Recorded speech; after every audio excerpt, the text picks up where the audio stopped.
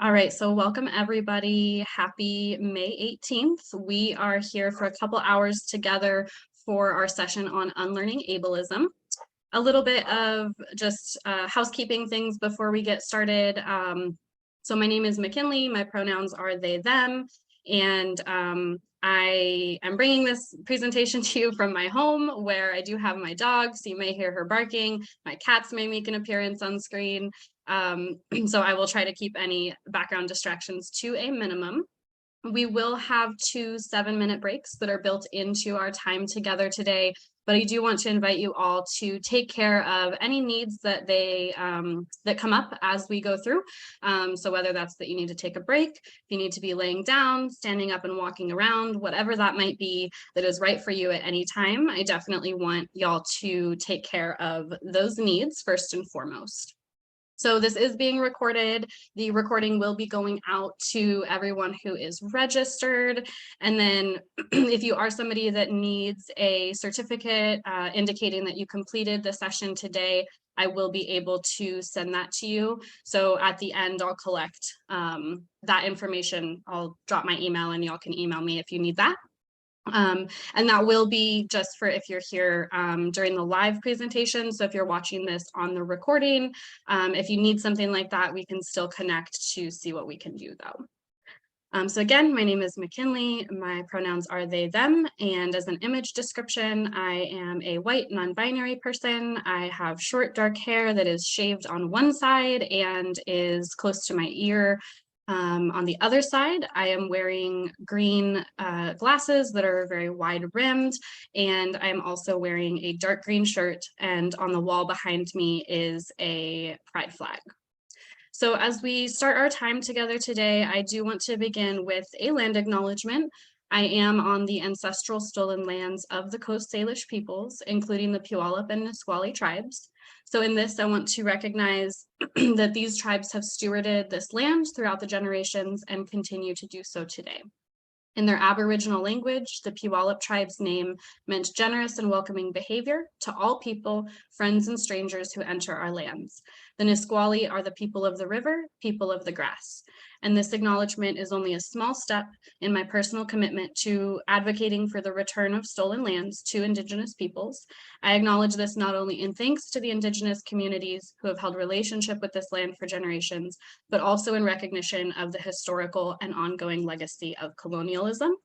And one of the things that we'll be talking about as we discuss ableism today is the relationship between ableism and many of these other systems of oppression, including colonialism. So the images on this screen include the logos from each of these tribes, both of which reflect a fish. And in the chat, I'm going to drop in the 2 links that are on this slide if folks want to visit those in order to learn what Indigenous land that you are on and more information about how you can also honor Native land. And as we move into the next slide, what I want to explain is that we're going to be doing an access check-in. So this is going to be an opportunity for folks to think about what you need to be able to show up in this space together today. And so this can be something like, for myself, part of what I will be doing is I've got a full water bottle ready to go to stay hydrated. For y'all, it might be that you're going to get a snack after a certain amount of time. And so you can go ahead and think about those things, and then we will be sharing about those in a moment. So just anything that you'll need to be able to have access to this presentation today. And that does remind me, I'm also going to turn, it looks like captions are on. Folks might just have to click show captions. Let me just double check that. I believe captions should be coming up for folks. If you toggle that on for yourself, you should be able to. So on this slide, we have a comic from the artist Crippen. And in this comic, it is depicting a green background with 2 individuals who are dressed in what look to be doctor and nurses clothing. One of them, who is male presenting, is wearing a lab coat and holding a clipboard, and the other one, who is more female presenting, is carrying a stethoscope. And the doctor is saying to the other one, "What do you think they want?" And on the other side of the screen is a number of people who are with chat bubbles above their heads saying to be treated with respect, information I can access, to be asked, and to make my own decisions. And so one of these individuals is also visibly in a wheelchair as well. And so what I want to invite us to think about today is the importance that we are getting as much information as we can from folks with lived experiences themselves. So for myself, I am speaking from the perspective of an autistic person, and my autism was not discovered until adulthood. And so because of that, my personal experience is limited regarding disability and autism specifically. So I've brought resources together for this, but I highly, highly encourage folks to seek out and compensate when you can advocates and activists who are disabled and neurodivergent themselves. Another note that I want to make here is that none of this is intended to shame anyone today. We're all guilty of participating in ableism, and everyone has internalized ableism to a degree. So even with positive intentions, we may have engaged in harmful practices. So the goal is not to leave here with ableism removed from ourselves today, but hopefully better equipped to notice it and identify it and challenge it, both in ourselves and in the spaces that we are operating within personally and professionally. So you might find some cognitive dissonance that comes up for you today, some discomfort, and I just really encourage you to lean into that, be curious about it, sit with it, and allow that to not allow that to cause you to not be present with us. So if you're noticing it, welcoming it, inviting it to be here with us. And so I'll go ahead now. I know some folks are dropping in the chat already. And you're welcome to do that now as far as for an access check-in. So like I said, for myself, it's going to be continuing to drink water. I see that Jess shared that she's had a lot of camera screen time this week, so she'll be remaining off camera. That's absolutely wonderful to be meeting your needs that way. So everyone is welcome to do so. I also had another question come through about the playback for the recording, and that will be sent out to everyone who's registered. So if you made it on here, you'll be on that list, and that the recording will come to you tomorrow. So go ahead and drop in the chat anything that you would like to share about what will help you to show up and access this content today. If there are things that I can do in order to make the content more accessible. And that goes both for now, if you think of anything, as well as we go through the presentation. I know I can talk very quickly, so I will be intentional to try to slow down my rate of speed when I'm speaking. And anyone can go ahead and continue dropping those access needs in the chat, what you'll be doing in order to show up as much as possible today. I see another person said they'll be moving around periodically and will be off camera with headphones in. And thanks, yeah. This practice of asking for access considerations is definitely something that I've been doing more recently since learning about it. And so this is trying to practice both doing and modeling this opportunity. Another mention of needing, of having that freedom to be off camera helps, needing to move around or change locations, absolutely. Something else that I will be doing today as best as possible is describing to y'all what is on the screen. So I modeled that with the last slide, with the logos from the tribes, with this slide, with the comic. So ideally, if you're not even looking at the screen or not able to be, then you will still have an idea of what is on the slides. So I'll also add here a little bit of background information about myself briefly. So my educational background is that I have a bachelor's degree in social work and a master's degree in education with an emphasis in trauma and resilience. And for the last about 6 years, I've worked in early learning programs here in Washington State. And so that's been primarily with 3 to 5-year-olds. And then for the last couple of years, I've also been starting to do coaching and consulting for educators, parents, and other caregivers around lots of different things, but especially with children who have experienced adverse childhood experiences, trauma, those sorts of things, and supporting their safety and regulation and any kind of behaviors that are happening that the families or the children or the teachers are struggling with in both the home, the school setting, out and about, those kinds of things. And at this point, with the pandemic that has happened, really we can conclude that essentially all children have been impacted in some way by the trauma of it, whether their family was personally impacted by someone having COVID, or just by the very sheer nature of all of the things that has happened in the last 3 years, right? So that's definitely something to keep in mind as we're having these conversations, is the way that that is impacting all of the children, particularly young children who we're seeing, whether they're our own children or children that we're working with in schools, all of them, especially the young ones, right? If they are only 3, 4, 5 years old, most, if not all of their life has been during the pandemic. And so their whole world has been shifted and is very different than what it was prior to that. And so that's just important for us to keep in mind. So here on this slide, we just have a quick overview of the topics that we're going to be covering in the next couple of hours together. So we will be briefly touching on the 10 principles of disability justice. We'll be talking about the definition of ableism from T.L. Lewis that we'll be using today. We'll be talking about a few different models of disability. So that's going to include the social model, the medical model, and the holistic model of disability. And then we'll be talking about how ableism can show up in the spaces that we frequent and how we can challenge ableism. And like I mentioned earlier, we will have those 2 7-minute breaks. And so I want to make sure, though, that even if we're not on a break, y'all feel free to take care of any needs that you have that come up.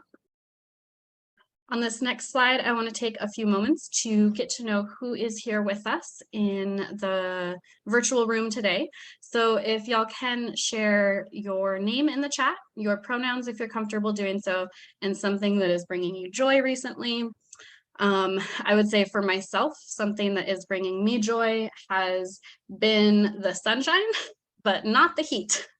But the sunshine has been really fabulous. All of my plants are quite happy and thriving with all of the sunshine that they have been getting. So it's definitely been a nice thing to be having the sunshine. We've got a few people sharing in the chat, some things bringing them joy, some are reading, art installation, working from home, carne asada tacos for dinner. Hummingbirds have returned to our yard, and the sunshine making folks happy in the Pacific Northwest. Absolutely. Feel free to keep dropping those things in the chat. I love to just kind of start us off thinking about this and just welcoming us into the space with some positivity and just being able to notice the things around us that we might be having some gratitude for. And sometimes it might be things that we haven't necessarily thought about or noticed that this kind of prompts us to be able to think about. Another comment, let's see, bringing Tracy joy is watching Demon Slayer with her 17-year-old kiddo. Amazing connection and deep discussions and a fun anime. I will have to look that up. I have not heard of that. And then let's see, another joy, recent work flexibility. So able to attend sun sporting events. Warm, humid spring weather finally here in Tennessee. I love that for you, because I imagine that like here that comes with sunshine, and that's lovely. And we've got somebody in the Northeast with some rainy days bringing them joy lately. That's, I have to say, probably 2 months ago, maybe, doing this presentation, and this is kind of my typical check-in. My joy was definitely like the rain and just the overcast. I definitely love living in the Pacific Northwest, so I totally feel you on that with the rainy days, Shelby. If you haven't shared in the chat yet, you are still welcome to do so. We're going to go ahead and keep moving along here. And we're going to start off with those 10 principles of disability justice. I am going to drop the link in the chat. That way folks are able to access the website that this comes from with more information But do know that all of the things that are hyperlinked here will be coming to you with a PDF copy of this presentation. And so you'll be able to click everything. There's resources and references at the end. So don't worry about like opening up all the links if you don't want to, or just want to open up certain ones today. But this will be in the chat for folks to explore it further if you'd like to do that. Couple other joy lately, putting the raincoat in the closet and getting out the sundresses, and surprise birthday balloons for a soon-to-be 7-year-old and a soon-to-be 3-year-old. I love that. I just, yesterday, I believe, did the same thing with the raincoat in the closet, and I swapped all of my sweatpants for my shorts. And so I definitely feel y'all on that one too. So these 10 principles of disability justice, these are not something that were originally in this presentation when I created it. And then a couple of years ago, I was reminded of them through a presentation that Christiana Obey-Sumner did on racialized ableism.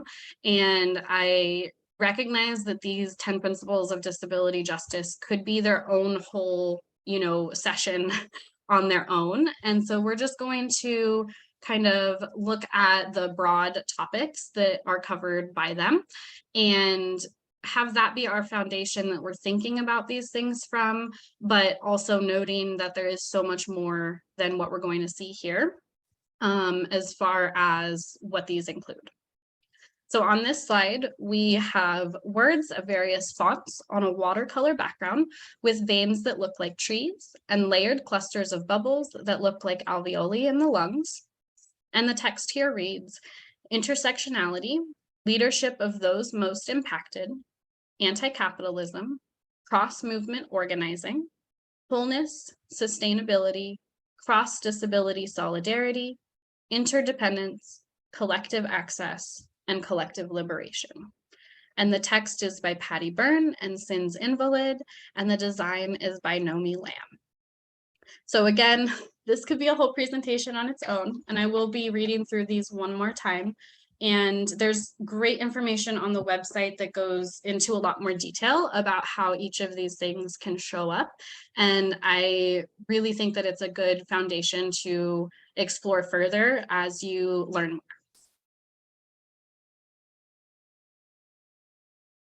So one more time, those 10 principles are intersectionality, leadership of the most impacted, anti-capitalism, cross-movement organizing, wholeness, sustainability, cross-disability solidarity, interdependence, collective access, and collective liberation. So those are the concepts that are kind of going to be our foundation as we talk about ableism today. Now on the next slide, we are going to look at the definition of ableism, and it is a bit lengthy. So I'm going to be reading through it twice now. And then also when we come back from our break, I will read through it one more time. And so this will just give us a chance to take in a little bit of what that definition is that we're operating from and what we're going to be building on for those models of disability. So on this slide, there is a dark blue background with white text, and there is a thin green line towards the top right underneath the word ableism, which is also written phonetically and noted as being a noun. And then the definition reads, a system of assigning value to people's bodies and minds based on societally constructed ideas of normalcy, productivity, desirability, intelligence, excellence, and fitness. These constructed ideas are deeply rooted in eugenics, anti-Blackness, misogyny, colonialism, imperialism, and capitalism. This systemic oppression that leads to people and society determining people's value based on their culture, age, language, appearance, religion, birth or living place, quote unquote health and wellness, and or their ability to satisfactorily reproduce, quote unquote excel, and quote unquote behave. You do not have to be disabled to experience ableism. And this is a working definition by Talila Lewis, updated January of 2022, developed in community with disabled Black and negatively racialized folk, especially the user not 3/5. And then there is a link where you can read more information that I will drop in the chat. You may have to copy and paste it. It may not hyperlink, or it may not hyperlink at all. Let me try that one more time. So something else that I want to note here, and this is a quote from T.L. Lewis, and I'm going to drop it in the chat since it's not on the slide, so that way folks can access it if you would like to be able to read it. So one thing that T.L. Lewis, whose pronouns are just T.L., wrote is that this year's ableism definition modifications explicitly name birthplace and living place. I remove the term nationality to avoid feeding into the settler imperialist conceptions of space and place, and invite people to consider living place very broadly, very expansively, so as to include people who have pathological criminal labels that invite surveillance, incarceration, institutionalization, etc., and for people who are transient, nomadic, non-possessory in how they exist, and more. And so I'm going to drop that quote in the chat just so it is accessible to folks. And we'll talk about this a little bit after I read through the definition one more time. But something that I think is really important to note here is that there are lots of definitions of ableism, and you'll notice one of the things mentioned towards the bottom here is that this is a working definition. So I believe the first time that T.L. Lewis published a definition of ableism was back in 2019, if I remember correctly, and T.L. has updated the definition periodically, and so this one is the 2022 update. And there are lots of definitions, right? There are definitions in academics, there are definitions in the dictionary. And so this is not presented here as being the end all be all of a definition of ableism, but it is the one that I think encompasses a lot of pieces. It encompasses many of the things that are from those 10 principles of disability justice.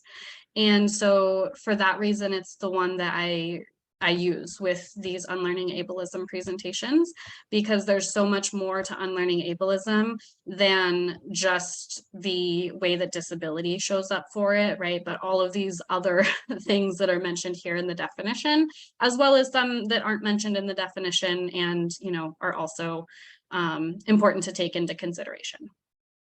So one more time, I will, let's see, and I see a question in the chat. Yes, the definition will be available in the materials that you're receiving tomorrow. And there is a link directly to the website as well, where you can explore all that TL has written about this. So one more time, that definition of ableism is a system of assigning value to people's bodies and minds based on societally constructed ideas of normalcy, productivity, desirability, intelligence, excellence, and fitness. These constructed ideas are deeply rooted in eugenics, anti-Blackness, misogyny, colonialism, imperialism, and capitalism. This systemic oppression that leads to people and society determining people's value based on their culture, age, language, appearance, religion, birth or living place, quote unquote, health/wellness, and or their ability to satisfactorily reproduce, quote unquote, excel, and quote unquote, behave. You do not have to be disabled to experience ableism. A couple of other comments from TL about this definition that I want to uplift is the note that this is a working definition that is grounded in community work and conversation. Conversations and work with Destin Gibson in particular have been critical in moving this definition to where it is. And another comment that TL writes is, ableism is traditionally understood as being solely related to prejudice, discrimination, and oppression against disabled people. This traditional understanding of ableism is not expansive enough. It misunderstands the radical nature of ableism. And so that's really the reason encapsulated there that I use this definition for these sessions, right? It would be a lot less time consuming and a lot simpler if I were to come here and say, our definition of ableism is prejudice, discrimination, and oppression against disabled people, right? And that would be a whole different presentation then. And so for myself, it's very important to consider that definition very expansively and in the way that TL has written it, and then also the importance of naming the different folks that have participated in bringing the definition to where it presently is also very important. So just thinking about some of those things as we go through here today, we will be taking a break in a little while, and then we will revisit that definition again before we continue to move on. So I know that's been a lot of information, and I just want to pause, invite y'all to take a breath. I'm going to drink some water.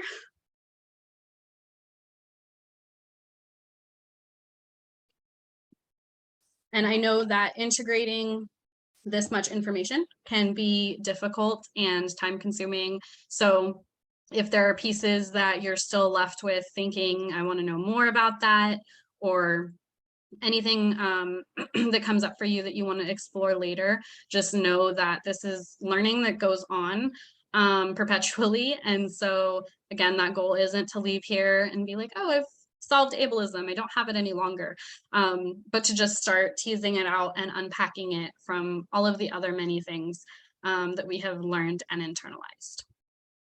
So what we're going to do next is watch a 3-minute or so video about the medical model and social models of disability.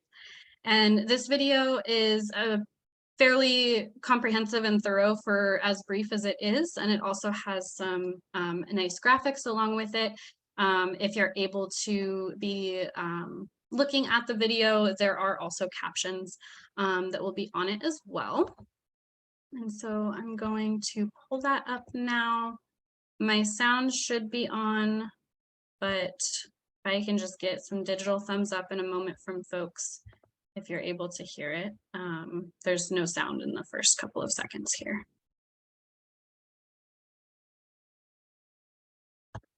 I don't even hear it. According to the medical model of disability, the word disabled means less able.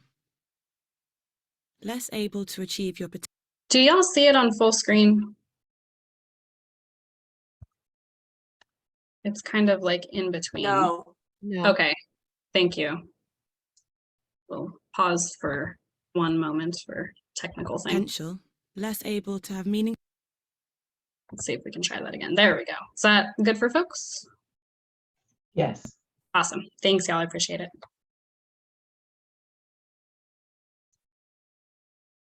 According to the medical model of disability, the word disabled means less able. Less able to achieve your potential, less able to have meaningful relationships, less able to play an active part in the world around you, and that this is just your bad luck. This outdated view of the world puts the responsibility of overcoming disabling barriers on the person with an impairment. But this idea is changing. The more modern social model of disability says that a person doesn't have a disability, but that they are disabled. They are disabled by society. It is the attitudes and physical barriers imposed on them by society that prevents them from achieving their potential. The social model was developed by disabled people and their allies to help them take action against discrimination and to empower people to find solutions, remove barriers, and campaign together for equality and human rights. They showed how people with lots of different impairments face many of the same problems. These disabling barriers include prejudiced opinions and attitudes, restricted access, and people being systematically excluded. The social model looks for the ways that society can be planned and organised in order to provide accessibility, independence, and opportunity in a way that enables people rather than disables them. What we learn from the social model of disability is that disability is a social construct created by social barriers which can be eliminated.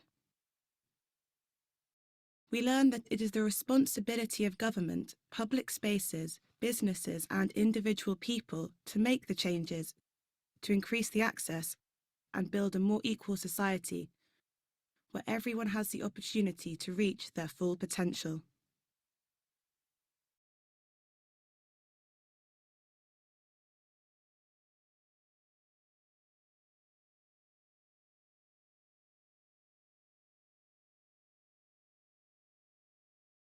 Okay, thanks for watching that with me. And I'm also going to drop in the chat the link to the video in case folks want to access it. And again, though, that will be available in the copy of the slides that y'all receive after this. So we've got the medical model and the social models of disability that we just talked about. And what I would love to hear from folks, whether you'd like to share in the chat or unmute and share out loud, either one is great. Anything about that video that was new to you, that surprised you, that was something maybe you expected, were already familiar with, just any feelings that came up, observations you had.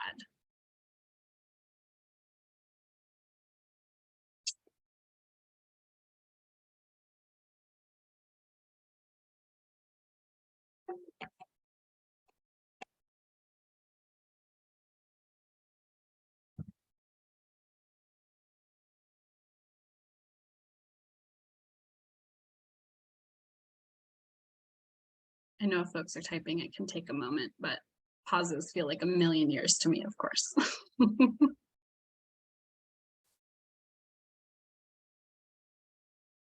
Thanks. Some comments coming in. Medical model is very familiar as I worked in healthcare for many years. It is so damaging. Helpful to have the distinctions with the medical versus social. The tension between the medical model and the social model and how funding plays out. That is a really great point. Christy shares the power of silence. Yeah, thanks for sharing those thoughts, y'all. And the other piece that we will look at in relation to models of disability is going to be the holistic model of disability. So I will also be dropping this link in the chat.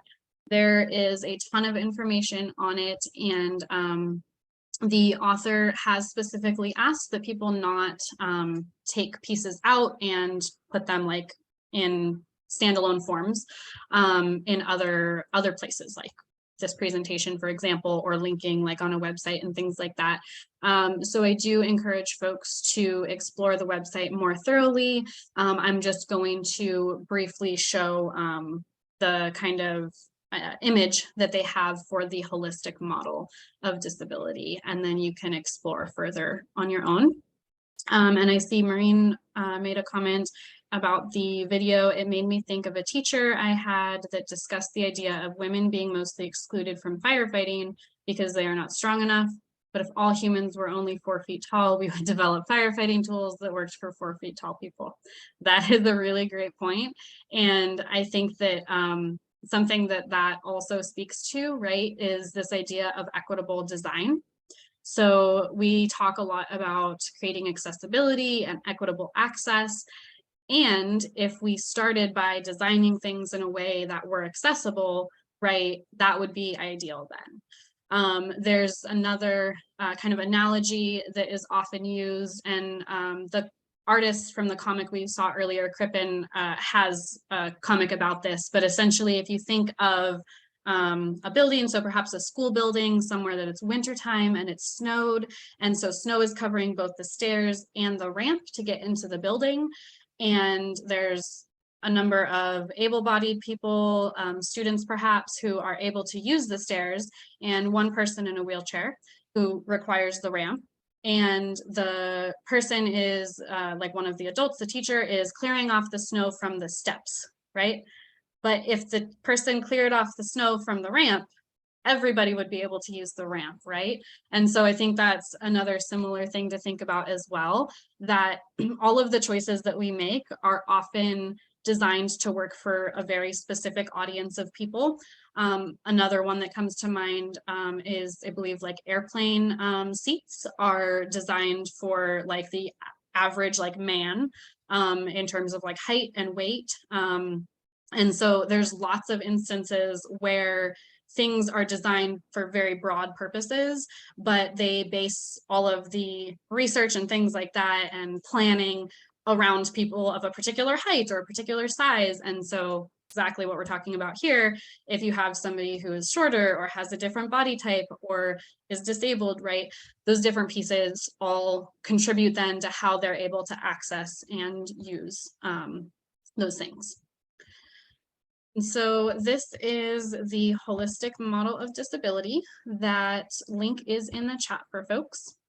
And like I said, we're just going to really look at this image here at the beginning, which is introducing this holistic model of disability, including barriers to participation for disabled people and how to dismantle them. So I know the image itself can seem a little overwhelming, but we're going to break it down into a few sections. So on the inside of the circle of this image is labeled the disabled person. And then immediately surrounding them are barriers.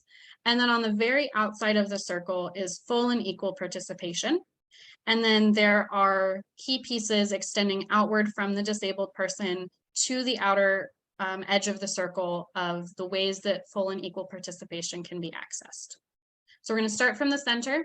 And the barriers that a disabled person may encounter include societal attitudes, politics, the natural environment, communication, the man-made environment, social rules, familial attitudes, having an inherent impairment, inadequate support, discrimination, segregation of institutions, professionals, sub-minimum wages, and inadequate healthcare. And this section is also noted to have intersections with romantic orientation, sexual orientation, gender, class, race, religion, and education. And so what we have then extending outwards beyond all of these barriers to full and equal participation in all aspects of life and society are the labels of healthcare, accommodation, accessibility, rights and justice, acceptance, inclusion, autonomy, and agency. And so one of the things that I really appreciate about this holistic model of disability is the way in which it encompasses things from the social model of disability, but then expands on them quite extensively. What you'll also find on this page is some different definitions within what is disability, the medical model, problems with the medical model, what it's missing, the social model, problems with the social model, and the naming, which is the other thing I'll highlight here, of why the social model wasn't created inclusive of inherent causes of disability. And so this is just kind of a little bit of a historical perspective. The social model of disability started in the community of physically impaired people. In 1976, the Union of Physically Impaired Against Segregation, a disability rights organization founded in 1972 in the United Kingdom, published a pamphlet titled "The Union of Physically Impaired Against Segregation and the Disability Alliance Discuss Fundamental Principles of Disability." And so just skipping down here a bit, it also notes that the social model was a direct countering to the medical model of disability. And the other thing in these last two paragraphs here are that the social model of disability was first created by and for physically impaired people, specifically those who felt they were not inherently disabled by their impairment, but instead by additional social barriers. So the social model was not created to be all-inclusive. It was created specifically, actively counter the up to then prominent medical model. It purposefully stated that people with impairments aren't inherently disabled, that they're actively being disabled by society. So this allowed disabled people to point out and demand the dismantlement of social barriers instead of being subjected to medical interventions and being seen as being the cause of their problems. And then it also allowed them to connect and organize against the cause of their disabilities.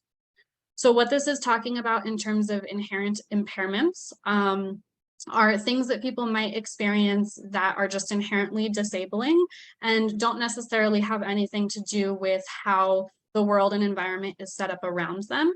And just like any other form of disability, there's nothing bad or wrong inherently with disability, but what the social model lacked in its response to the medical model was incorporating that. And so part of the reason this holistic model was developed was to expand beyond the piece of the social model that was lacking that. And so this then continues to go on and talk about why, the guiding principles, other quack and harmful treatments that they recognize have happened, systemic ableism, and more. So I definitely encourage folks to explore this website further. One of this is going to start to play automatically. One of the things that I know I mentioned earlier. How's it going? Today we're just like, we'll do something real. My bad. We're going to be watching that video in a few minutes. One of the things that's really important is that you continue your learning outside of the context of this work, right? And so being able to explore that website is going to be one really great resource that will allow you to do that further. So taking a moment to pause here again, I want to do a quick check-in before we take our 7-minute break. And so just again, 1 or 2 words in the chat, whatever you're feeling at this moment, whatever's authentic for you. There's no right or wrong answers. So it doesn't even have to be relevant to anything we've talked about, just whatever is real for you that you're experiencing right now. For myself, I'm noticing that I'm thirsty, so I'm going to drink some water and refill my water bottle. And so just 1 or 2 words about how you're feeling at this moment. If y'all can go ahead and drop them into the chat. Brain full, I love that. Need more time to dig into the holistic model info, absolutely. And again, the holistic model itself is like, could also be its own standalone session. I mean, really, any of the smaller topics today that we're considering could easily be a 2-3 hour presentation on their own. Interested, tired though, appreciating the definitions and thinking about the different models of disability. Happy to see familiar resources with some explanation included instead of just reading the pages, definitely. Yeah, cool. Thanks so much for sharing that. Feel free to keep dropping those ideas in the chat. When we come back, we are going to be talking about how ableism manifests in the spaces that we frequent. We will be looking at that definition of ableism one more time when we come back from our break, and then we will be watching that video. It's about an 8-minute video to bring us into this next topic of how does ableism manifest in the spaces that we frequent. So on my clock, I've got that it is 4:16 p.m. And so if we round that to 4:17, because I know some seconds have gone by already, we will come back at 4:24 my time. So feel free to adjust that for your time zone. I am going to go ahead and put music on. So you're welcome to do that. And I will remind folks about a minute or 2 before we come back that we are nearing that time. Get this music on for y'all.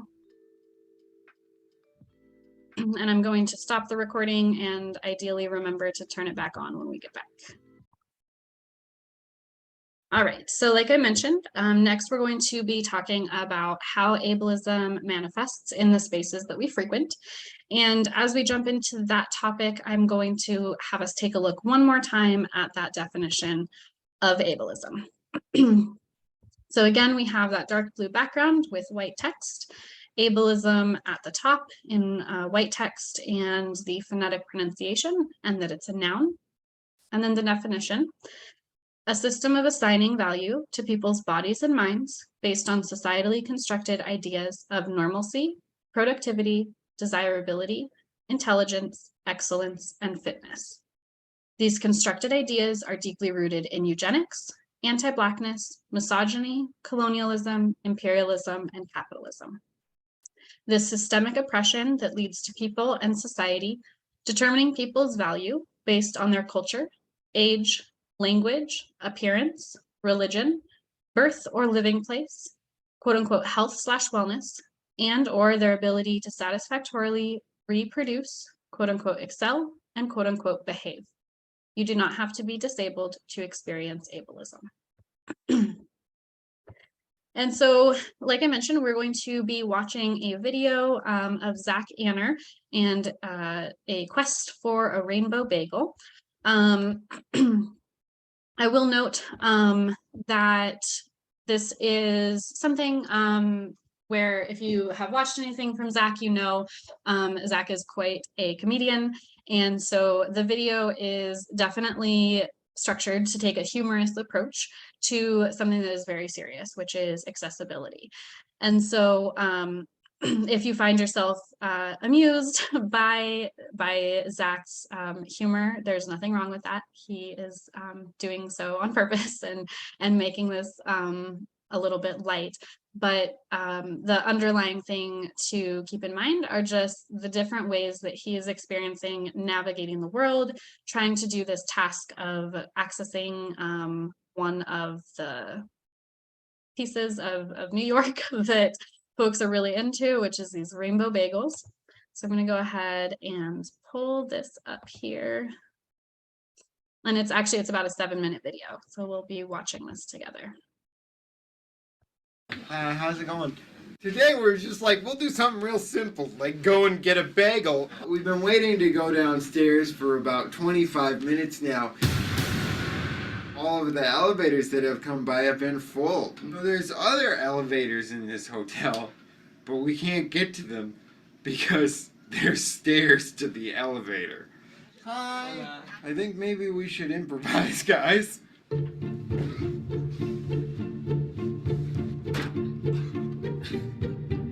Here we go. Can we make it in this one? Hi. Okay. It only took an hour to get from my room to downstairs. How can I help you today? This film crew wants to send me on a solo New York adventure to get New York bagels. You can get bagels anywhere. I know. They've come up with the idea that it's best to go to Brooklyn to a place. Bagels? Yeah. They want the rainbow bagel in Brooklyn. Rainbow bagel. Wow, that looks pretty though. That is a pretty bagel, I must say. Take the East Subway right to Metropolitan Avenue. And they got good bagels there, my man. Look at that. All right. Rainbow bagels, I'll let baby. you know how it is and if it's worth the Hey, trek. could you bring me one back? I will bring you one back. Thanks, Yes, buddy. I will. How appreciate long that. are you working, Judd? I'll be here until 3. Well- You gonna be back before I leave? Well, I can try. We have less than 5 hours to go get a bagel, so let's go catch a train. Bagel Crest! Bagel Crest!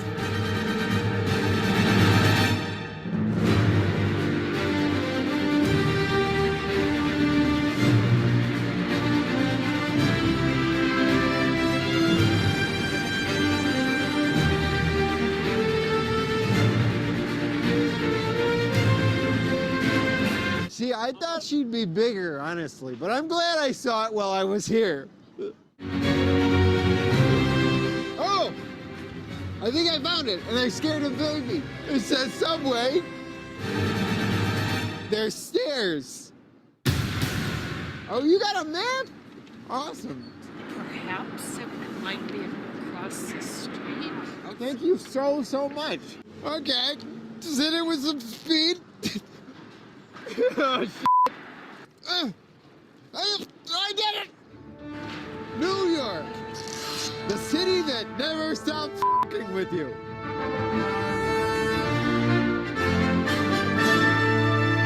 What?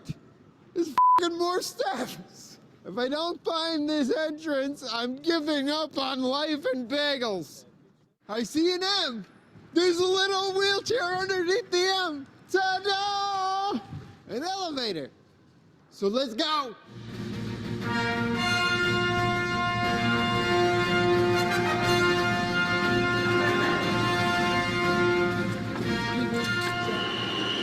We're taking the A train. Da, da, da, da, da. No one else is as excited. What are we gonna do? We have to take a boat. A boat? There's no accessible train. You have to take the bagel ferry. All in all, a pretty fun, efficient day. Bagels!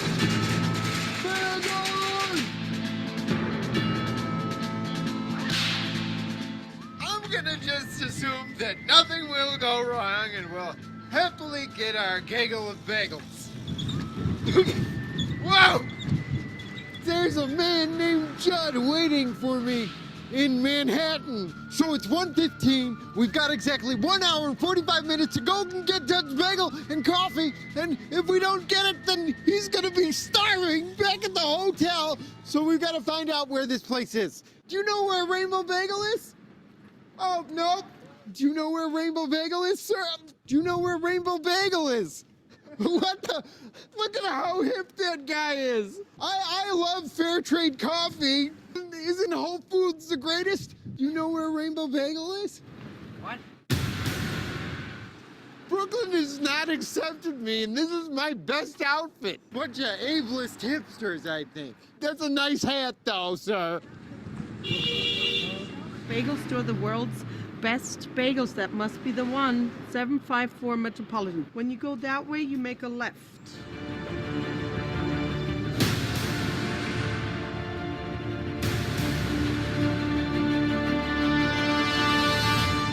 Those bagels are gonna taste so good.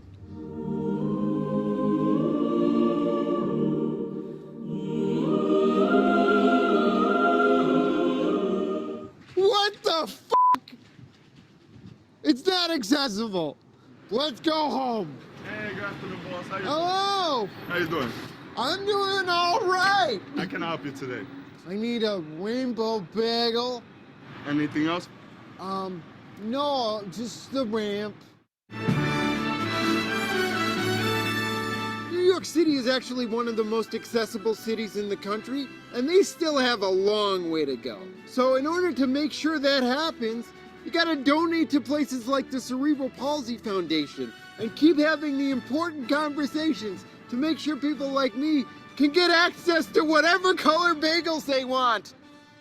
I may have struggled getting this bagel today, but I didn't get this for me. I got this for my friend Judd. And friendship is what's really important.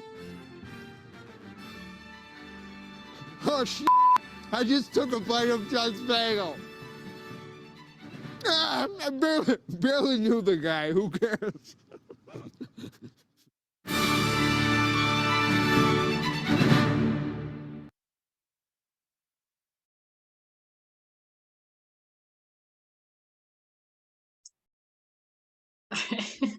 See the comment in the chat from Tracy. We used to quote that line all the time. That's a nice hat though, sir. Yeah, so like I mentioned, that video is obviously a very humorous take on something that is quite serious in terms of the accessibility of the spaces that if we are able-bodied, we tend to not think twice about how we navigate, right? So I'd love to just hear reactions from folks to watching that video. What feelings came up for you? What thoughts? What things did you notice? Feel free to drop in the chat or unmute and share out loud.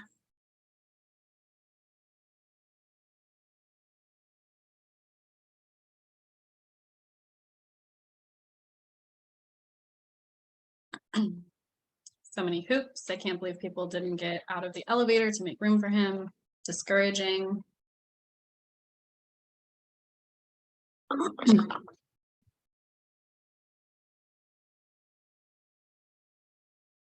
Something that I also read last year in July, which was I don't remember the specific date in July, that is like the anniversary of when the ADA was signed into law. And so it was talking about New York City, and we're 30 years out now from the ADA, the American with Disabilities Act, being signed into law. And essentially what the article was talking about is the way that many cities, so New York being one of them, have reached an extent of compliance with the ADA, but like they're nowhere near 100% compliant at this point. And essentially the their transit system has said, like, we're aiming for full compliance like in another 30 years, right? And so that means that for all of this time, often we think, oh, the ADA has been around for decades. Clearly that means, you know, we've got bathrooms everyone can access, and we've got just in general stores, right? Things like that that people can access. Not thinking about very often there are steps and all kinds of barriers that exist. In the video we saw Zach, right, and keeping in mind that he's in a motorized wheelchair, so somebody navigating with a manual wheelchair would have a completely different experience. But we saw where he had trouble getting up from the crosswalk onto the sidewalk at one point. Another point where the tire kind of ran into like one of the pieces of metal from some kind of maybe construction happening that was encroaching on the sidewalk, right? Some other comments in the chat: New York is one of the most accessible cities. Yikes. I would think these barriers would really limit people getting out and just interacting with others, very isolating. Another comment: this reminded me of a gentleman who could not stand on his legs, but could get around great by dragging himself. Literally, he would get on a 15-passenger van without help, declined assistance.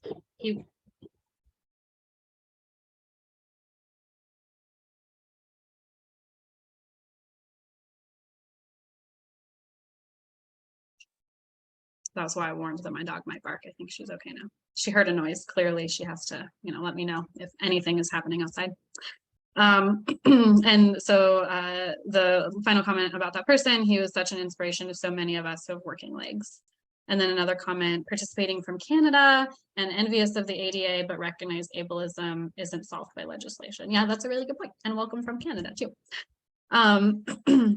So I think, again, these things are really important for us to think about, not just in the context of what is impacting us now, but what is already impacting people and could impact us at any time, right? And so the reality is, if we are not already disabled, we may become disabled at any time, whether that's by an accident, through aging, or any number of other things that happen to us. And so at that point, we might then encounter challenges that people have already been experiencing for years, right? But once it's affecting us, it's harder to ignore. So the great thing with challenging ableism is that we're able to ultimately create healthier communities for all of us, more accessible communities for all of us, in doing these things, like recognizing where those barriers exist. I had somebody else once, when we had watched that video, who talked about how she had a baby and was pushing the stroller and realized how inaccessible so many things are to disabled folks, particularly those who are using a wheelchair, because just for her being able to push the stroller into places and encountering many instances where you know, she couldn't do that. Same thing with that idea earlier with the ramp and the stairs that are covered in snow. One of those two things creates accessibility to the building for anyone, regardless of their ability or disability, whereas the other one then creates barriers, right? So something else as we move into this idea of how ableism can manifest in the spaces that we frequent, I want to invite y'all to think about how ableist practices in schools can transform into ableist workplace practices. So ableism isn't only harming disabled people, but it harms everyone to different extents, right? And so oftentimes what can happen is the things that we incorporate into the school system, so we'll be talking about some of these specifically later on, end up becoming things that we also then practice in the workplace as well. And so it often becomes normalized when we're in school that structures and systems are the way that they are. And then those things continue into the just various careers, particularly though within the education field in general, where these things may continue to come up more often. And then the last thing I'll note as we jump into this is just that when I was first learning about a lot of these things, and this includes even now as I still continue to learn different things, sometimes I had feelings come up of doubt and disbelief. And so what I encourage y'all to do is try to, as much as possible, extend absolute belief into the ideas of things that are different than perhaps what you've experienced. And then also that it was hard to learn that I had had ableist expectations of children and other people, including adults, and also that I had had ableist expectations placed on myself, both as a child and within the context of workplaces. And so just giving yourself grace for any thoughts and feelings that might come up as we go through the remainder of this presentation today. So we already did our check-in with thoughts from the video, so I'm going to just continue on here. So how ableism can manifest. Some of these as we go through we'll be talking about in more specific detail, and some of them are fairly self-explanatory and we won't spend too much time on. But if there's anything that you want to get clarification about, you're welcome to drop questions in the chat as we go. So ways that ableism can manifest: telling someone who is very sick, "You don't look sick to me." When someone is thin due to illness, expressing you want their illness. Valuing some disabled people over others because they fit your idea of what a disability is. And using words such as insane, crazy, and bipolar. This is specifically referring to the casual use of these kinds of words. In the section where we talk about challenging ableism, we're going to talk about some alternatives and things like that. But there's a difference between using those words and reclaiming them when somebody has these experiences themselves versus just using them casually in conversation when we could use other words to describe what we are wanting to express. And then the third bullet point here, valuing some disabled people over others because they fit your idea of what a disability is. What I will invite you to think about is when we just watched that video, right, with Zach, he's creating this sense of humor around this topic.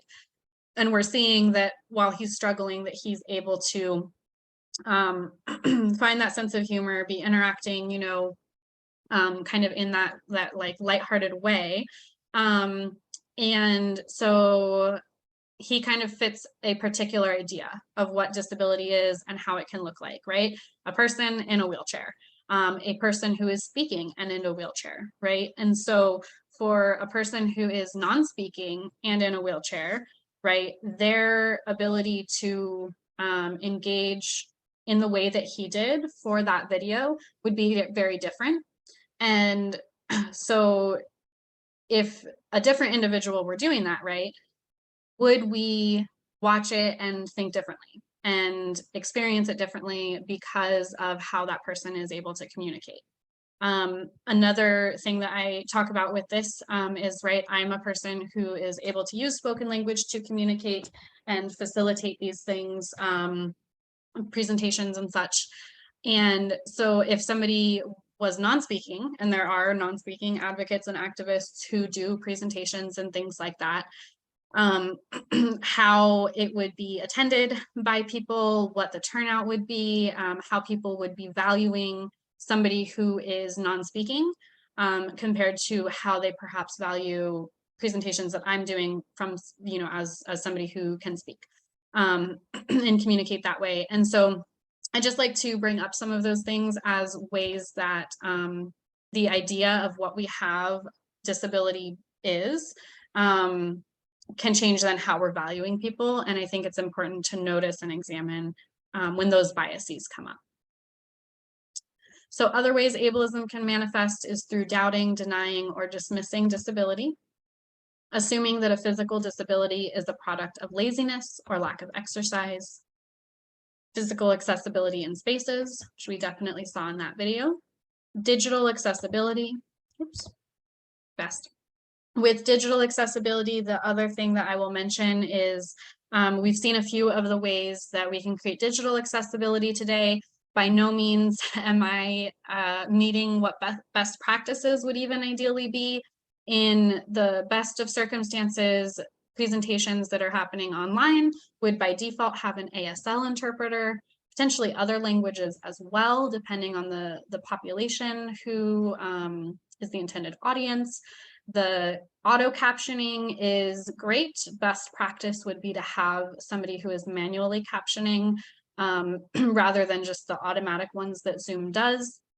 I've tried to do image descriptions of the slides verbally. I described myself at the beginning. Those are just some ways that we can create digital accessibility. Another one, and you might see this, especially if you start or already do follow pages of folks that are in the disability community where they do image descriptions. And so the purpose of putting an image description on a social media post is so that if somebody is using a screen reader, then as the text on the page is being read to them by the screen reader, they get that image description if they're not able to see the image itself. So that would be if somebody is potentially blind or has low vision, a way to create digital accessibility for those folks as well. Ableism can manifest through refusing accommodations, feeling like you have to prove you are disabled, feeling like you are a burden or your needs are an inconvenience, feeling like you are unworthy because you're disabled. So these last three here are especially related to internalized ableism, right? And these feelings and experiences that we can have internally related to disability. I would also include chronic pain in that as well. And a number of other experiences that folks can have. And disability does not have to be something that is persistent and ongoing. Sometimes people may be disabled by particular things or under particular circumstances. So if there are times when somebody is feeling like they have to prove it, it may be that they're experiencing sort of this contradiction in what they experience sometimes and what they experience other times. For the first bullet point here about refusing accommodations, an anecdote that I heard a few years ago was from a teacher in, I believe, a middle school, but it might have been an elementary school. And she had a prosthetic leg.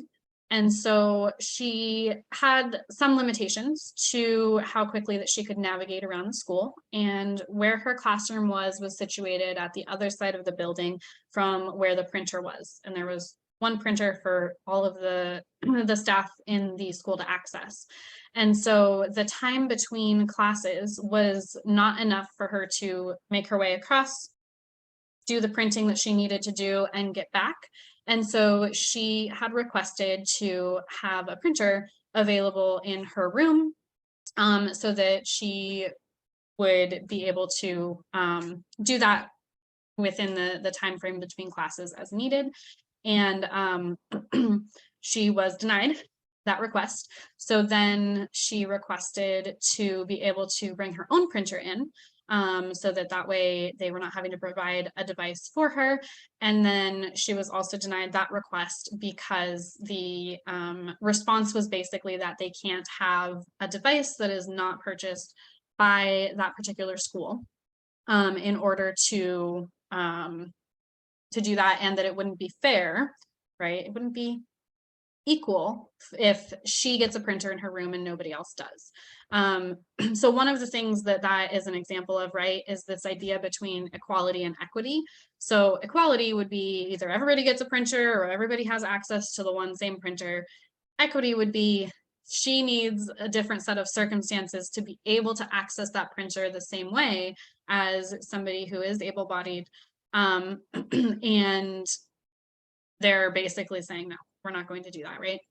And so oftentimes, both in schools with students as well as within the workplace, accommodations are refused because of their perceived inconvenience, their perceived cost, and without taking into consideration the accessibility that it would be creating by incorporating and being responsive to those accommodations. So that's just one example that of how accommodations can show up, and them being refused can be perpetuating ableism. There was also a comment I want to uplift from the chat from Tracy that image descriptions can also make it accessible to some people with an intellectual disability, as they may not always understand the context or intent of the image otherwise. Yeah, that's a really great point. And I would also add too, there are image descriptions that I've read, and what I really enjoy sometimes is, even though I can see the picture, having the description from the person who either took the picture or who the picture is of. They will describe things in a lot of detail of like what their expression is, what feeling that their expression is associated with. And so it can also just create more of a connection when we're, going through on social media and things like that. For us, even when we can see or understand what is happening in a picture, it can just add another layer to that understanding. So on the next slide, we are going to look at some internalized ableism, and this is labeled as internalized ableism bingo. And if I have any folks who are comfortable unmuting and reading out a row for me, I would love if you drop your name in the chat and I will call on folks, but no expectation or obligation for anybody to do that. You just get to hear my voice more. So the first row here says, okay, but what if I'm faking it? New symptoms, not going to the doctors, doing the thing and having to recover for days. I'm not letting my illness stop me, and not asking for help. And I will call on Christy if you can unmute and read the next row. Other people have it worse, not wanting to be an inconvenience. Oh, I'm fine, while is in agony. This is totally normal, and I'm just trying to get sympathy. Thanks. That next row says, not wanting to say you're disabled. I'm taking this from someone who really needs it. Free space. Not taking simple precautions, and saying today is just an off day. I'll read the next one, and then Christy, if you don't mind reading the last one when we get there. The next row says, I'm sure it's nothing. Smiling through the pain for other people's sake. I'm not defined by my life-changing diagnosis. Tries to push through the pain, and sure, I can do that. The last row, not mentioning something is bad for you. I'm just lazy, feeling guilty for feeling bad. I'm not really disabled. I'm just being dramatic. Thanks so much for that. So the reason that I like to incorporate this is because we often spend time talking about the ways that ableism shows up in the world around us in terms of accessibility, but I think it's also really important to highlight the ways that ableism can show up internally for us, and the ways that we can minimize or dismiss the experiences that we're having for the sake of making other people comfortable or for other people's convenience, and not honoring necessarily the experiences that we're having in our minds and in our bodies. And so the other thing that I will mention here is, for some of these pieces, they're not necessarily inherently internalized ableism. So for example, on the first box in the third row, not wanting to say you're disabled, there are people who choose to use other language to describe their experiences, and that doesn't inherently mean that they have internalized ableism because they do that. We'll be talking more about person first and identity first language in a little while, but just noting that nothing is just like a two-sided coin and that's it. There's like two sides to the story, right? There are lots of layers and there's lots of nuance. And so just keeping that in mind as well as we're navigating this content together. Other ways that ableism can manifest include things like advocating for or promoting cure-based treatments for autism, such as ABA, promoting autism awareness, Light It Up Blue, or Autism Speaks, Again, nuance here with person first and identity first language and functioning labels. I'll speak a little bit more to each of these ones. So with the first bullet point here, advocating for or promoting cure-based treatments for autism, such as ABA. This one is specifically referring to the idea of autism being something that needs to be cured or fixed. And often one of the treatments that is prescribed for it or referred for it is ABA, which is applied behavioral analysis. There is a slide with several links at the end of the presentation if this is a topic anybody wants to explore further. But there are many, many autistic people who experienced ABA and were traumatized by it. And so there are many in the autistic community who speak out against that being an approach that is used with autistic children. The second bullet point with promoting autism awareness, Lighted Up Blue and Autism Speaks. So this is specifically because Autism Speaks is an organization that has perpetuated a lot of harm and prejudiced biases about autistic people, and also promoted that idea that it's something that needs to be cured.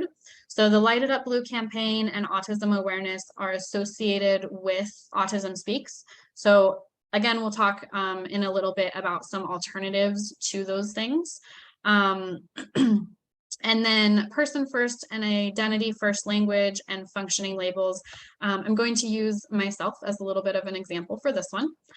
And so for myself, I choose to say that I'm an autistic person rather than I have autism. So saying that I'm an autistic person, or if you were talking about me afterwards to somebody and saying, oh, they did a presentation and they're autistic and they talked about ableism. That would be using identity first language, where you're saying the autism before the person, right? Person first language became very popular in the 90s especially, and it was a push to see people first. So it's called person first language, and the idea is that you say a person with a disability or a person with autism. And it had very good intentions, and many people still have those very good intentions or prefer that language to describe themselves. There's absolutely nothing wrong with that. In an ideal world, we would know what everyone's preferences are and be able to refer to them in that way. What I have chosen to do based on the learning that I have done is to default to identity first language as my kind of go-to language, both for myself, but also from just speaking broadly about the disabled or neurodivergent communities. And the reason for that, and we'll see a couple other perspectives on this, is the way that using person first language can stigmatize disability and can perpetuate this idea that it's something to be ashamed of or is something wrong. And so we'll read a couple perspectives and think about that a little bit more deeply in a few slides. And then with functioning labels, the idea here is that particularly with autism diagnoses, there are functioning levels that come with it. And so it might be like level 1 or level 2 or level 3. And the idea is that these functioning labels serve to describe essentially like how much autism somebody has, right?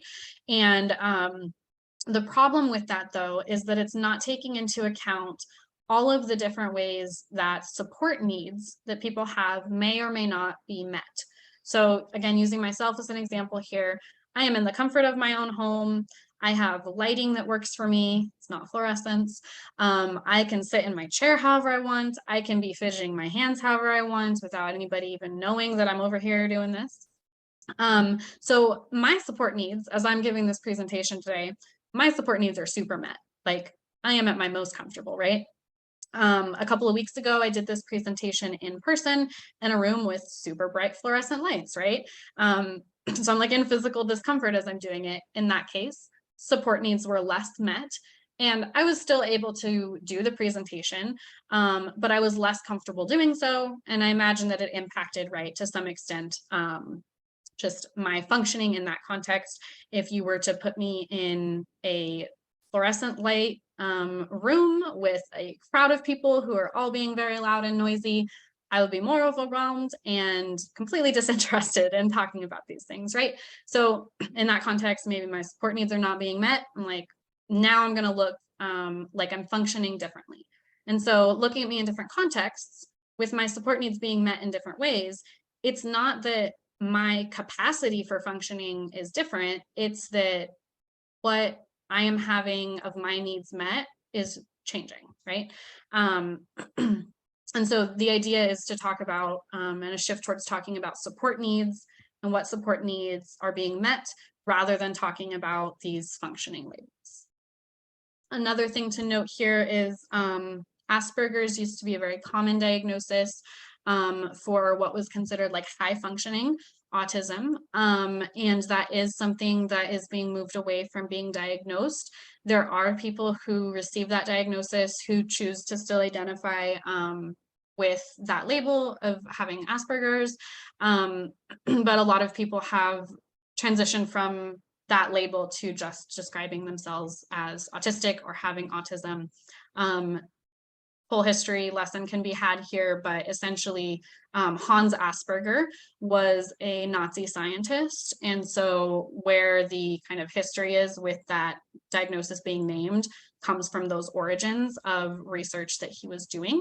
And it was not ethical research in any way. And so for that reason, a lot of people have moved away from identifying with that diagnosis. Again, if people haven't, though, that doesn't mean that they're doing anything wrong or that it's inherently internalized ableism. Other ways that ableism can manifest are through infantilizing disabled people, assuming that disabled people want to be cured, promoting inspiration porn, which is the portrayal of people with disabilities as one-dimensional saints who only exist to warm the hearts and open the minds of able-bodied people. There's a lot that we can talk about with this idea of inspiration porn, but as it describes here, it often serves to reduce disabled people to this person who exists and is doing things for our consumption, and to think, oh my gosh, they're so inspiring that, you know, they're in a wheelchair and got somebody to go to prom with them, right? As they're just trying to navigate and go about their lives. Many times it's common that we interpret that as, oh my gosh, they did this wonderful, amazing thing when they're out here just living their life like the rest of us. And they're not for our consumption and for our inspiration, but they're their own whole person with many other facets to their experiences. The next slide, we've got another bingo card. This one is Autism Ableism Bingo. I am going to go ahead and go through it very quickly because I do want to get us to our section of how we challenge ableism. So ridiculous things that people say to autistic people. We have, that only affects little boys. You're not disabled, you're differently abled. Autism is so overdiagnosed. What's your special talent? You can't be autistic, you can speak. You're low functioning. You're not autistic, you have autism, it doesn't have you. If you just apply yourself, you'd be doing fine. Everyone's a little bit autistic. Sit still, stop wiggling, be quiet, which is really funny because I'm sitting here wiggling a lot in my chair. You can't understand, so you have to do what I say. You're too low functioning to self-advocate. You don't look autistic. Having eye contact stereotypes and compliance training. You're rude. You don't speak for all autistic people. Autistic people don't have empathy. Stop being dramatic. It's not loud or bright or stinky. You must be high functioning, but you're so smart. What are you on? You're not like my child or student or client. I'm an autism expert and you do not know anything about real autism. You don't need an accommodation, you need to do what you're told. And why do you take everything so literally? And Tracy, no worries. You're welcome to share in the chat if there's anything that you're like, I gotta get this out. So those are things maybe that you've heard. Those are things maybe that you've said. Again, this isn't about shame or guilt, but about what we can learn and then what we can do differently. On this next slide here, we have an article which I will drop the link to in the chat because it has a lot of very thorough information. Oh, you got bingo pretty fast. I feel that, Tracy. So this is 4 ways ableism in my elementary school left me completely traumatized by Kaylee Farinas.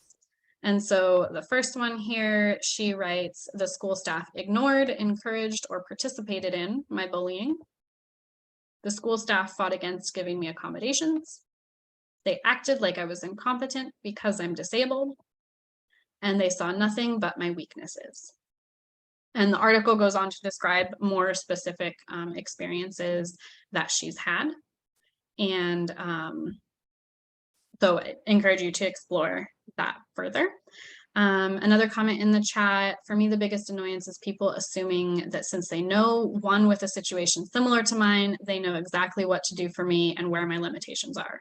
No, you know one person's experience. That is a really great point. And then sometimes you also get people who don't know anyone's experiences, but just what they've like perhaps read or seen in movies or other media, and still try to do that. So on this next slide here, we've got a quote from Mona Delahook, and she writes, perhaps it's the systems and professionals who need to change their perceptions of autistic people's behavior, not the autistic children who need to be changed so they appear more neurotypical. And I think that this is a really good quote to consider, not just in the context of autistic people, but also really any disabled people, right? So you can substitute in, perhaps it's the systems and professionals who need to change their perceptions of autistic people, people with ADHD, disabled people, other neurodivergent people, their behavior, not those folks who need to be changed so that they appear more neurotypical, able-bodied, et cetera, et cetera. And so I like bringing this into this space here as we transition to talking about how ableism can manifest in classrooms specifically. And noting once again that many of these practices can end up transforming into ableist workplace practices. And what I also like to think about is, if I'm asking or expecting something of a child that is not something I would ask of or expect of another adult, why am I doing that? Essentially, is it about my own comfort, my own convenience? Is it about safety? And so oftentimes we have these expectations for children that we wouldn't expect another adult to engage in or be able to comply with. And so that's really important to think about why that comes up. So perfect attendance and penalizing absences, testing being standardized and timed, grading being based on oral presentations, discussions, handwriting, participation, and forced eye contact.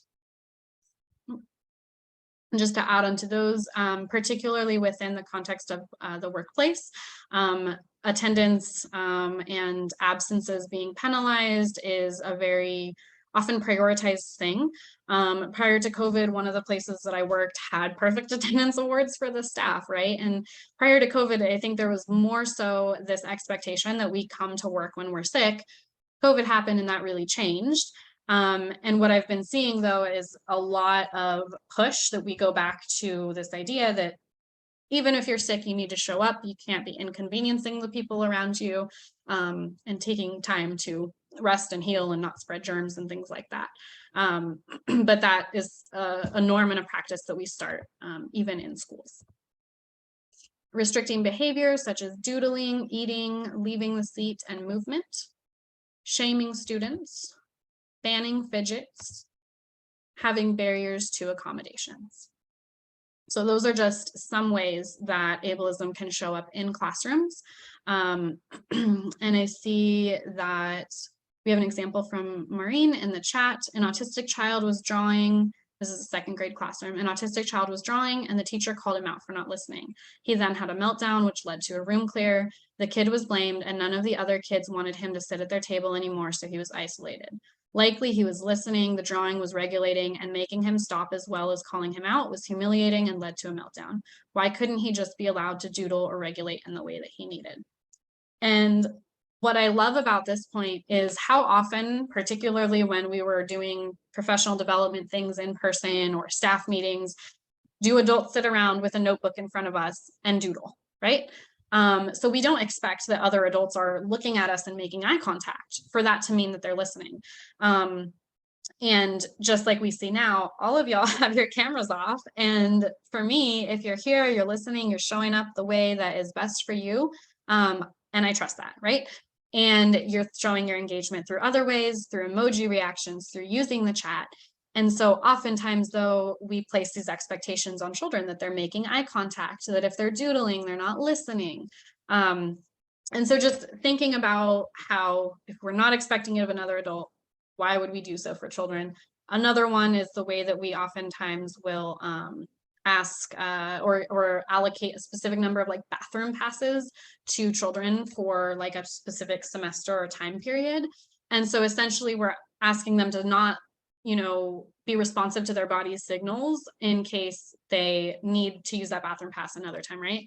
If we try to give bathroom passes out in workplaces, it'd be like, I'm going to meet my needs when I need to, and I'm going to listen to my body.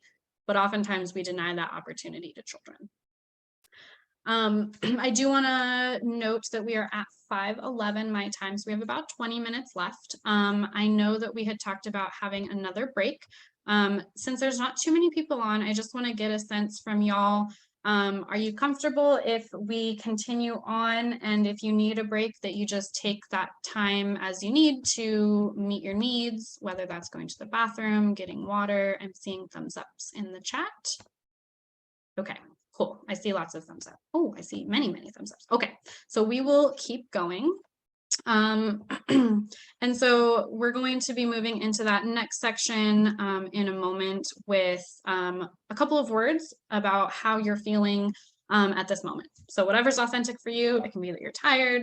It can be that you're ready for dinner. I know that's what I'm going to be doing after I get off of here. So just 1 or 2 words in the chat, what you're feeling at this moment, whatever is authentic for you.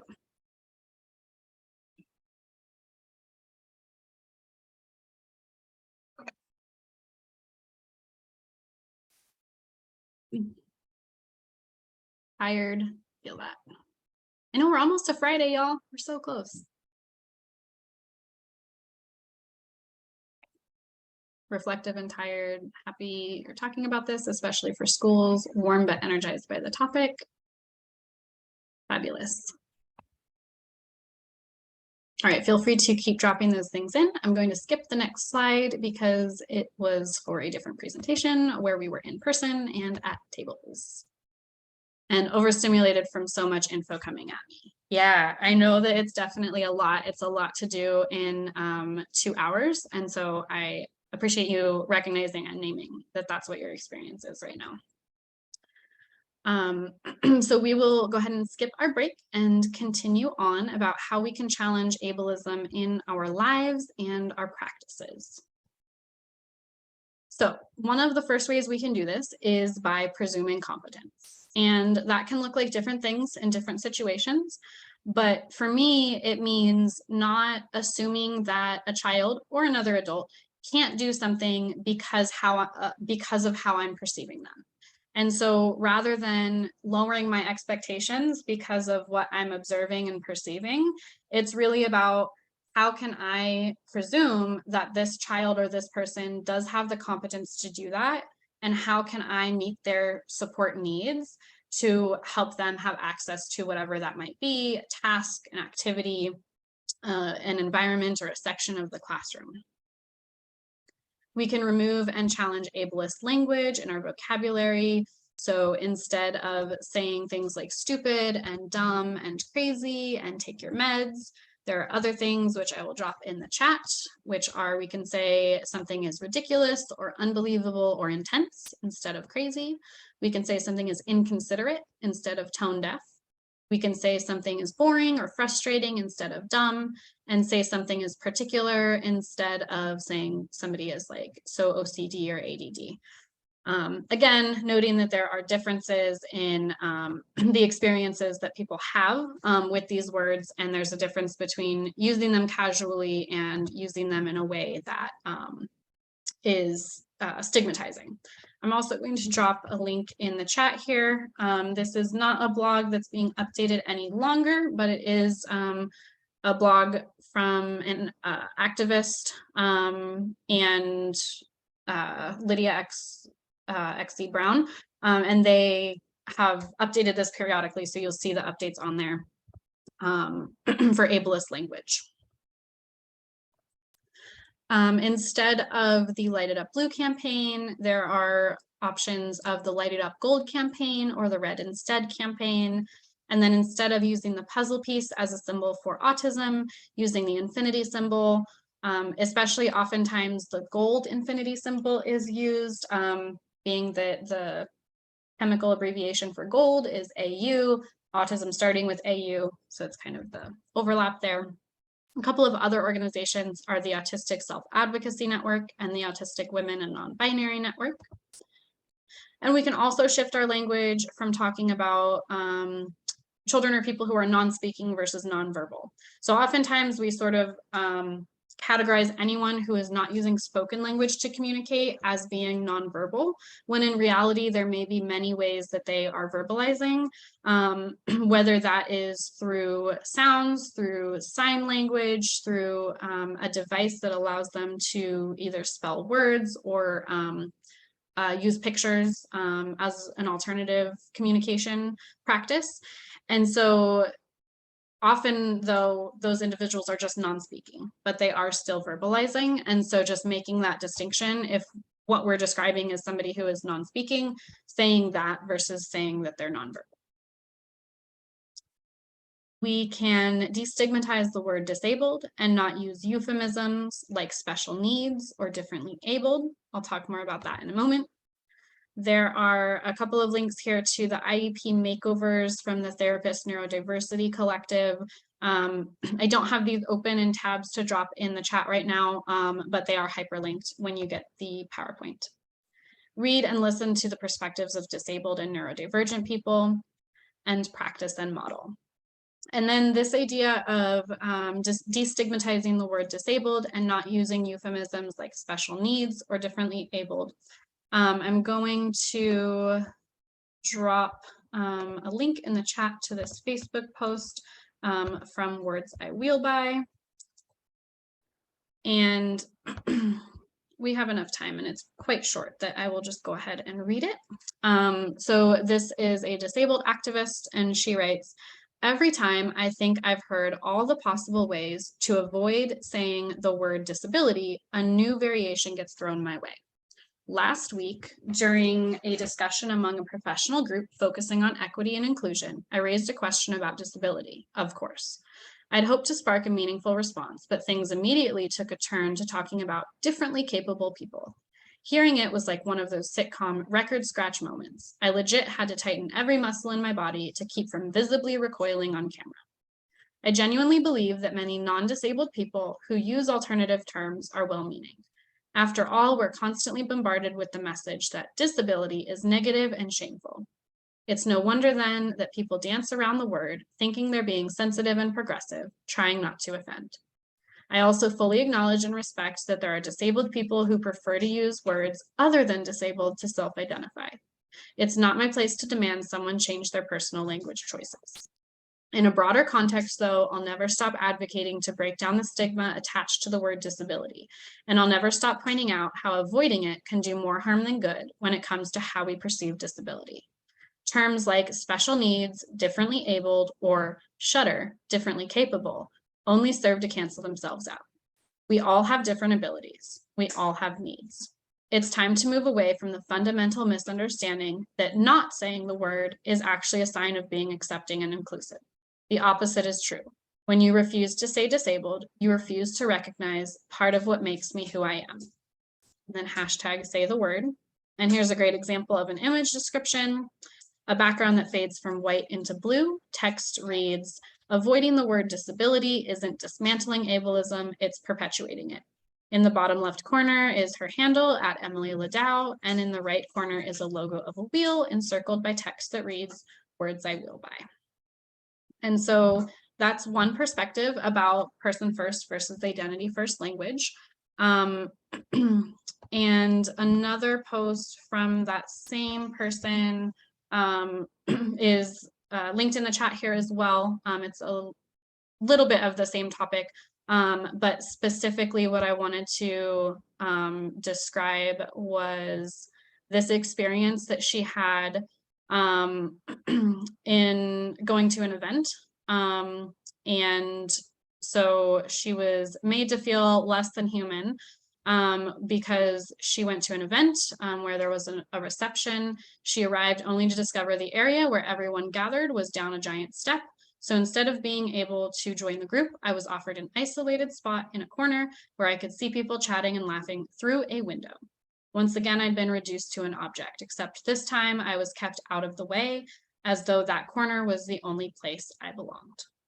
And so those are just some experiences that are important to read and think about and uplift on this topic. The last link I will share is a post from Fidgets and Fries. This author is Tiffany Hammond. I'm actually going to talk a little bit more about her in a bit. She is a fabulous person. She has just written and just released this last week a book about her family. So she is autistic. She has 2 children who also have autism, and one of whom is not speaking. And definitely highly recommend that post in particular from her. It describes a lot of the nuance that comes into using different language, person first and identity first, some of how she chooses to do that in different spaces that she navigates. So it's just really important to take into consideration various perspectives and know that no group is a monolith, right? And other ways that we can challenge ableism in our practices. We can lean on one another for support and accountability. We can explore practices that teams can commit to that might be like small, but are significant. So that could even just be changing language that you use. Changing group norms to lead with accessibility in mind. Doing that access check-in as an example is one of the things that I've started to incorporate more recently once I had learned of it. So making that a norm at the beginning of meetings is something, doing image descriptions, those kinds of things. And ultimately speak up and advocate, and just being able to learn more and change your practices and share those things with others. With advocating, there's no reason to reinvent the wheel or feel like you have to do this on your own. There are so many people and organizations that are already leading a lot of work in this realm. And so it's not like you're out here on an island trying to do these things by yourself. There are lots of ways that it can show up. So before we wrap up here, I want to give folks an opportunity to practice some of what we have learned today with thinking about how a list of some classroom rules are potentially ableist, how ableism might be showing up in them. And so we have a yellow wall with paper labeled classroom rules in rainbow text on this slide, and a Mr. Potato Head toy is disassembled next to each rule, which read looking eyes, listening ears, quiet mouths, helping hands, walking feet, and I sit on my bottom. So with everything that y'all have learned in our couple of hours together today, I'd love for folks to just drop in the chat what you see here that could potentially be ableism in these rules, in these expectations for children. All of it. Thanks, Sarah. Yep. Love it. All of these. Yes. Y'all get it. Okay. Cool. I feel like I have done a decent job then at sharing some of this information with y'all today. Yeah. So right, it's also a song that we often use with kids, talking about having looking eyes, listening ears, quiet mouths, helping hands, walking feet, and I sit on my bottom. So all of these assume that people have eyes that can look, that they have ears that can listen, that their mouths can be quiet, right? Some children may have tics or stems that are verbal, that are outside of their control to mask or inhibit. And so some alternative rules, and these are not perfect by any means, are things like having kind words and bodies, talking about keeping your bodies to yourself, encouraging and reminding children to try their best. I'm always here to help you. Stay in your area during lessons, squirm, sit on your feet, stand, lay on the floor, or sit in your chair if you need to, but please stay by your desk so everyone can learn. Something I really loved in a preschool classroom with a colleague of mine was that she had options for how children could sit at circle time.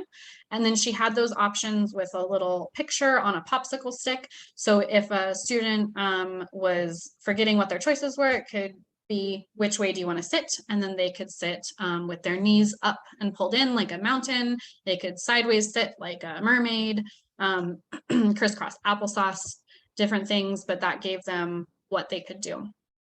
Yes, these are absolutely great for adults as well. Move safely inside the school. This helps keep everyone safe. If you need a break, hold up your break card and I'll come see you. Breaks are good for our brains. So again, focusing on helping children tune into the things that their bodies need, those times of regulation that they may need some extra support, and also focusing on letting them know what they can do rather than just telling them what they can't do. We have one more slide here, an invitation, and I'm going to share a little bit more about a book.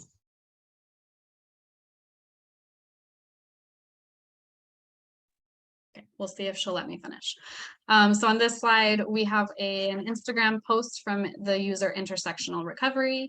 On a peach colored background is black text surrounded by a white thin square that says, maybe your client isn't non-compliant. Maybe they're not feeling safe with you.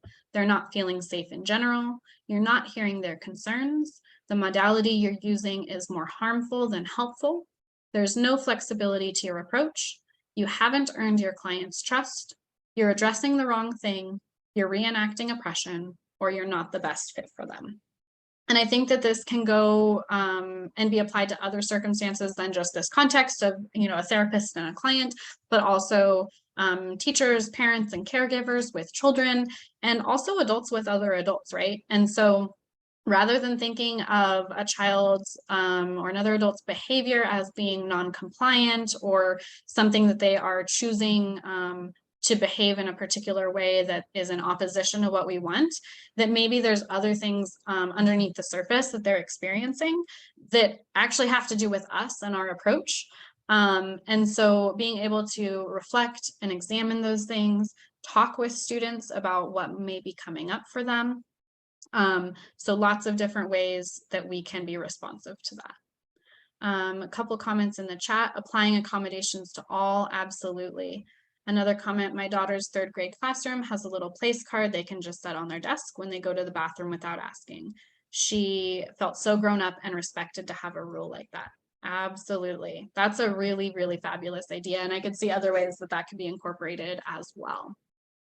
So before we wrap up here, what I want to uplift, so this is a book that actually, like I said, just came out last week. It's called A Day with No Words by Tiffany Hammond. I'm like so into this book. It is beautiful. It is wonderful. The art is amazing. The artist is Kate Cosgrove. And so I'm going to drop some information in the chat, including where you can order it. But like, it's just wonderful. I bought 3 copies of it already, and I will probably be buying more. I have a friend whose son was non-speaking until the last couple of months. Another friend whose daughter is non-speaking right now.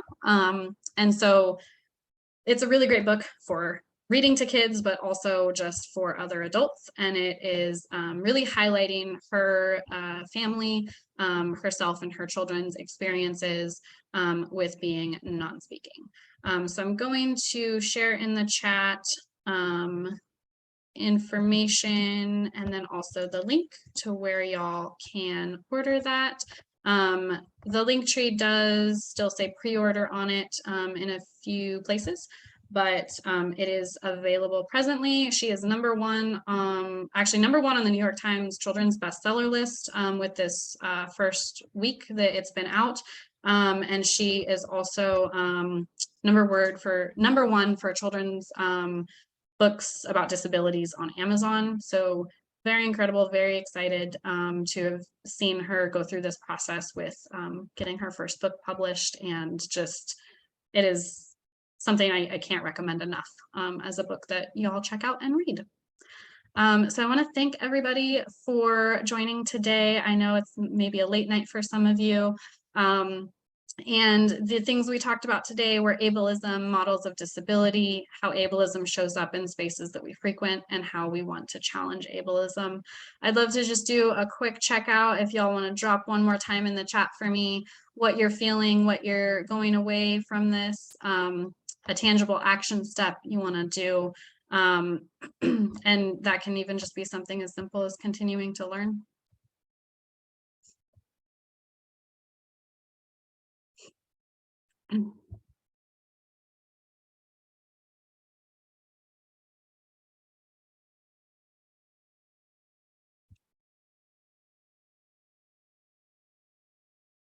The last thing that I'll mention, and I'll wait for folks' stuff to come in. If you do need to get a certificate of attending today, you can email me at risetoresilience@gmail.com and I will get that to you. Yeah, seeing gratitude in the chat, continuing to learn, changing some language.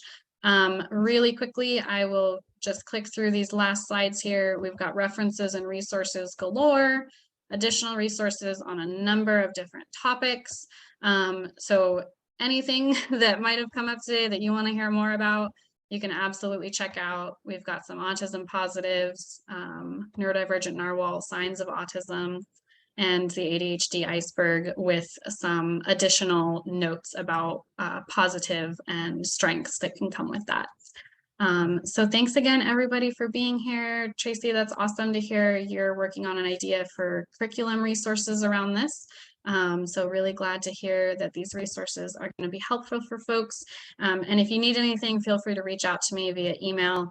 Always happy to connect and help. Have a great night, y'all.